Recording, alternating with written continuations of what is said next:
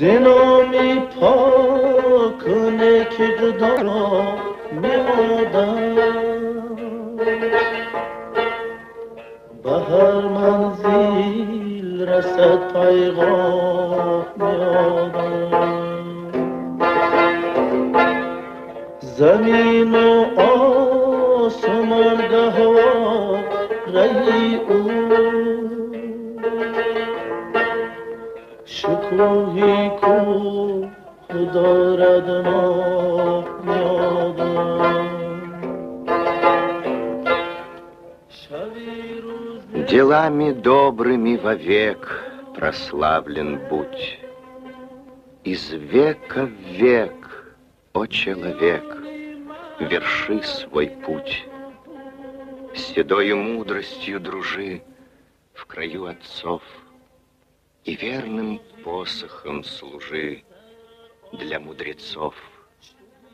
Умей любовь в душе согреть, сразись с судьбой.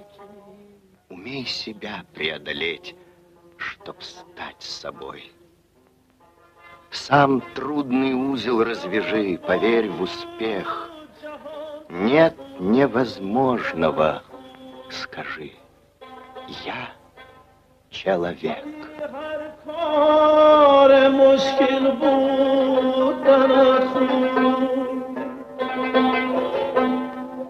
دلی مردم را خرم نبودم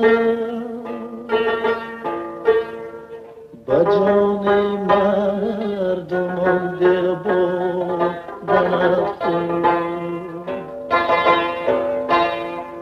علاج کن تو کاری به علاجه که باشد عمر انسان در رواجه شکوهی کوه دارد نادم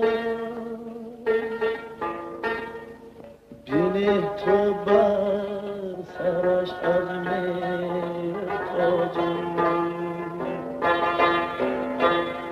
شکوه